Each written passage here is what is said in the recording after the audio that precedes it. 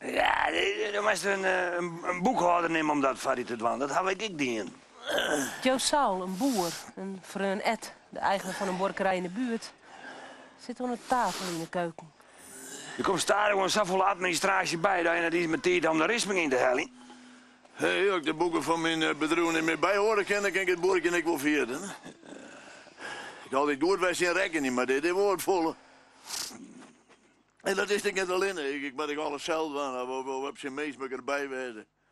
Het is een wenkeuken.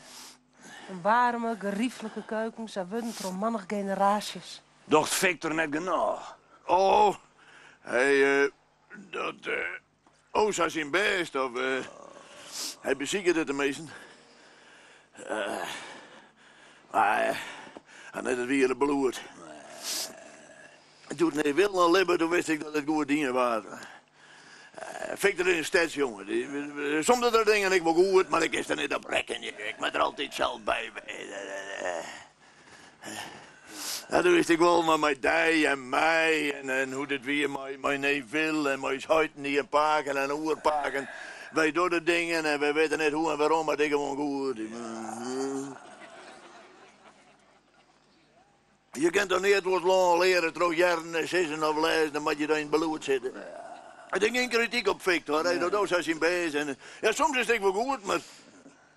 Ja, jongen, ik wist er nooit wist van, hè. Maar het is altijd neusje. Ja, ik weet wat het is, Ik hier juist er zo'n grappig geval. Juist een man aan de breedtafel, zei Elwin. Ik had het idee dat ik wat doen had. Zei die oren Eddie. Die bien haar stokken nodig. Nou krijg ik zo, dus hier die bien hem op. Ja, kijk jongen, als je... Dat bedoel ik nou, als je zij had goede bloed, hè.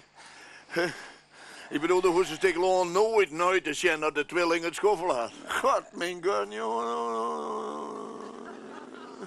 Nou, ga nog maar op, hè. Ga nog maar op. Maak het jezelf helemaal kapot. Boeten komen de loden van de boeren hier. Kekel in de hinden, gnar in de bargen. En wreen zich in de snuvende hinders in de stal. Ik ga soms nachtmerries. Oh. En dan zie ik dit land, deze prachtige egale zwarte groen. En in mijn nachtmerries vervalt het dat braakloon. En dan komen de vergifbjemmen in troepen waarom. En de bjemmen uit het woord.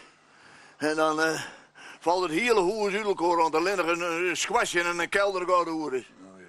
Het hele bebouwde land dat vervalt in een tasstoon dat het in wie doet de oude Joe Saul hier rond kan.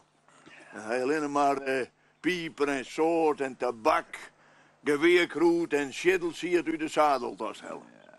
Dat weet enige wat er hier. Ja, nee, dat en een billen. Oh, ja. Hij haakt 4 bjemmen om en hij plant dus in Noordkerel met een puntig stokje. En hij plicht u erover te vertellen hoe we lietse jongens zijn. En hoe ze eerste kjelsjes horen. Ja. En zo nou eens hoe dat is. Hè? Vlak en zwart en prachtig glanzend als stiel als in een mooi de ploeger toch heen snijdt. Ja. En ben zie je hier? Zo het weer in dezelfde tas dan wijzen. Dat er net een is om het te onderhouden.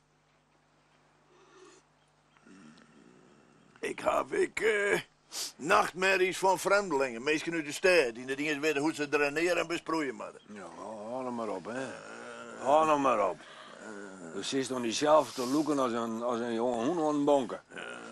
Je mag gewoon erom in je administratie. Ja, je mag jezelf zo beroeren worden. Hoe is mijn model? Nou, ik weet niet. Nee, ze net terug goed de laatste 14 dagen. Dat jouwt me wat zwargen. Ik bedoel, ze komt uit boerenlaag. Ze doet haar werk. Ze klaait nooit, maakt het er nooit aan, maar... Het is correct of stelt ze haar wat aan, hè? Ja. Van een morgen zei ze van... Vies het goed dat ik daar even lezen blauw, want ik viel me net erg goed. Nou, dan wist dat dit niet voor haar. Ze streek haar jerms uit, laken heimzinnig. Ze zei er heel aan het ziek uit. Ja, dat komt wel goed, ja.